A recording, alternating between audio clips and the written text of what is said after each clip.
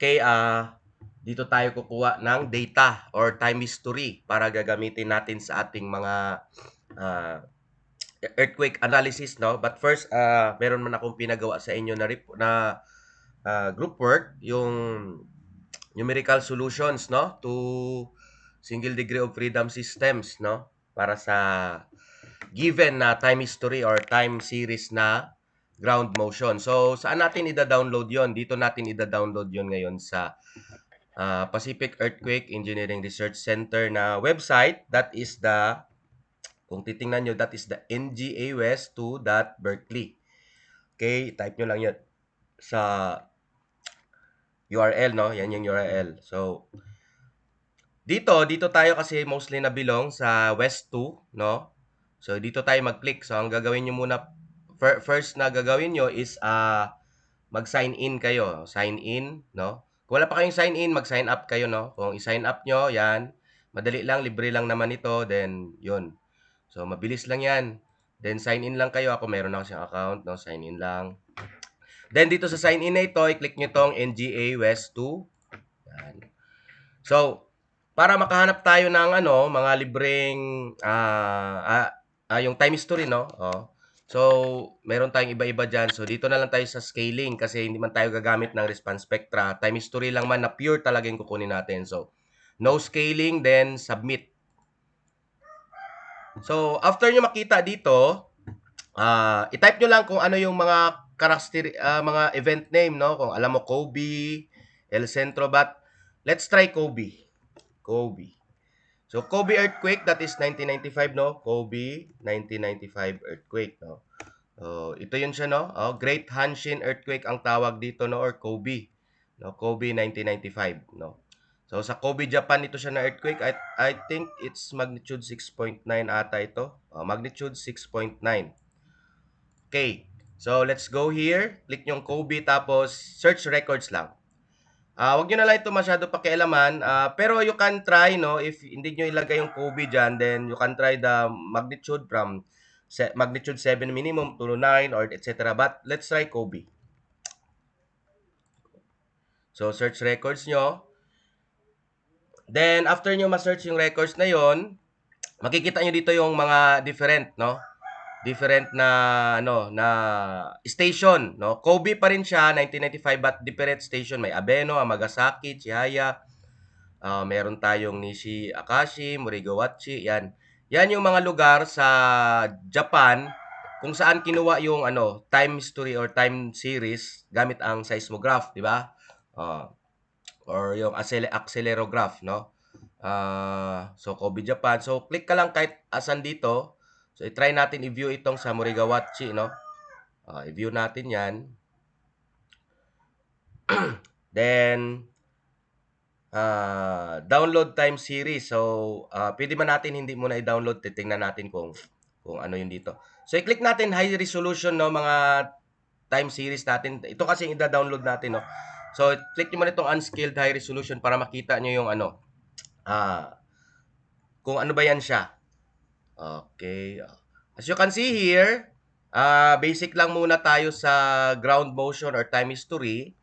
Sa isang time history, meron tayong tatlong component. That is the horizontal component. So, okay, drawing ko yun siya. Horizontal component, yan. Yan, horizontal component. Another horizontal component, that is 90 degrees, no?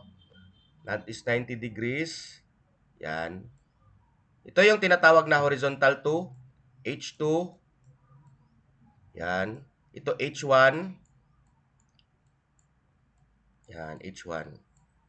Then, meron tayong tinatawag na up or vertical. Ito yung up. Yan, up. Vertical yan siya. So, as you can see, these are the components of a ground motion, no? Yung time series o time history ng ground motion. Tatlo talaga yan. So, meron tayong H1, that is 0, 0, 0. Ibig sabihin ng 0, 0, 0 degrees angle. Then 0, 9, 0. Ibig sabihin nito, 90 degrees siya from the 0, from the H1. So, orthogonal sila, no? H1 sa H2. So, it's just something na tinatawag na lang, no? Yung three major axis. Then, makita mo sa earthquake, meron din siyang vertical. But, mostly, hindi natin ginagamit ang vertical, no? Kung magdating sa ano, it's just a percentage lang na sa horizontal, sa NSCP. Mga vertical na component. So, as you can see, meron tayong horizontal 1, horizontal 2, then horizontal 3. Sorry, hindi horizontal 3. Vertical component. So, kung mapansin nyo dito, ang horizontal 2 na component is merong term na 90. Then MRG meaning Murigawachi, yung station, then A, ibig sabihin acceleration. So, under this component, may tatlo tayong time history na mga importante na kailangan: acceleration, velocity, at saka displacement. So, as you can see, naka-centimeter parate ang mga units dito. Pero dito sa acceleration, that is G in terms of the 981 centimeter per second squared. Okay, these are all the components. Then, try natin hanapin yung data nito. So, yes, kung i-zoom natin ito, okay, makita natin yung ano niyan. Pag zoom niyan, i-drag nyo lang. So, kita nyo yan. Okay. So, saan ba natin kukunin ang data nito? So, i-click nyo lang itong download time series records. Yung time history records niya, i-download lang natin ito. So, kukunin natin yung Murigawachi. So, pag download nyo yan, okay nyo lang. So, tingnan lang natin. Control J. Yan, hintayin nyo yung matapos ang download na yan. Then, open nyo ang folder, no? So, if you can, dito makita nyo yung pag-open dito sa folder na ito, maraming data. Ito yung RSN, meaning yan yung parang numbering niya, no? Then, makita nyo, Abeno. ABN means Abeno. Sa Abeno na station. Kasi iba-ibang station naman talaga ang marami kasi sila station. So, ano yung sinabi ko na yan? Murigawachi. So, sa Murigawachi, MRG yan, no? Kita nyo naman, kasunod yan sa ng MZH or before sa Nishi Akashi. Okay. So, mapansin nyo dito sa tatlo na ito, hindi pala tatlo, madami, sa Shasham. So, meron tayong Murigawachi, horizontal 1, horizontal 1, horizontal 1, acceleration, displacement, velocity. So, meron naman tayong tinatawag dito sa horizontal 2, acceleration, no? Then, meron tayong up. Ibig sabihin ng up, yung vertical, no? Kung meron tayong tatlong, dyan, meron tayong tatlong, yan, ito yung up. Yan, up. So, ibig sabihin, vertical yan na data. So, try natin kukunin ang data ng itong up. Up na acceleration. Ito na lang, ito 90. 90. Ibig sabihin, yung horizontal 2. So, i-double click nyo lang yan. Then, open nyo sa notepad. Okay, kayo na bahala kung ano yun doon. Then, ipipaste natin yan ngayon sa Excel. So, paano ba mag-paste nito sa Excel nito, no? Okay, try natin. So, para ano yan, ang dami kasi nitong data na ito eh. Ang dami nitong data na ito eh. Yan, no? Ang dami yan na data. So, dito man tayo, no? So, as you can see, January 16, 1995, nangyari sa Kobe, Japan. Ang kanyang database or kanyang kinuwaan na station is Murigawachi. 90 degrees. Ibig sabihin, horizontal 2 siya. Number of points, that is 19,806 points. And yung time interval niya is 0.01 seconds. Meaning, ang total na haba na ito ng data na ito is 19,806 times, saan yan? Calculator natin. Ang total nito is 198 seconds, no? Atin natin na 19,806 times, i-times nyo lang doon sa time interval. Yan.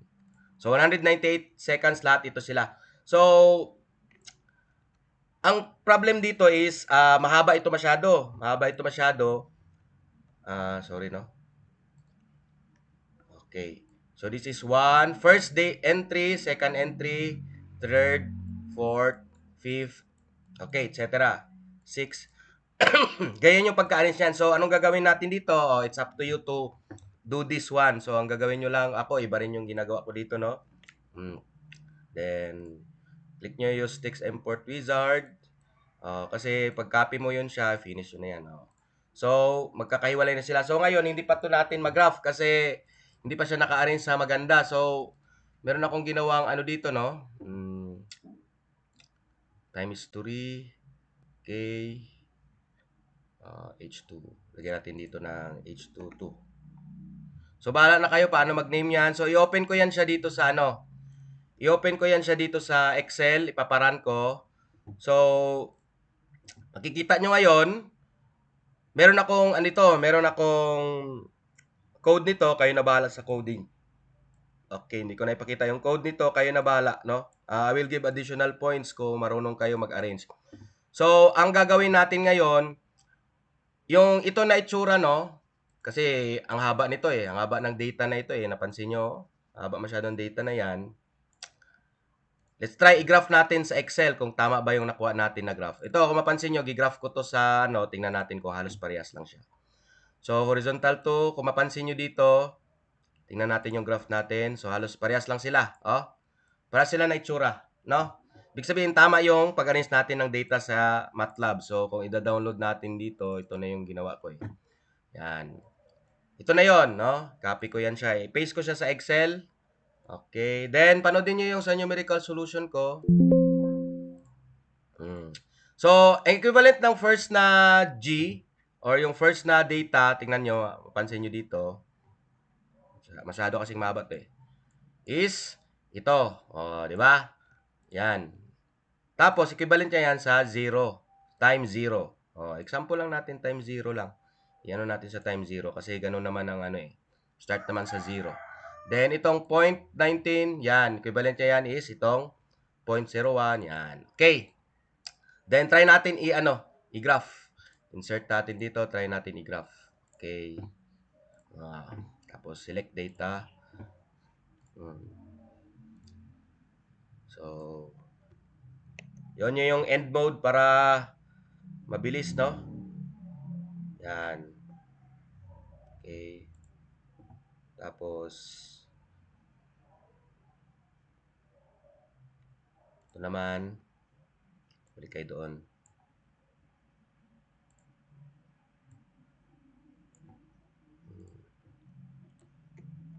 On yung end mode.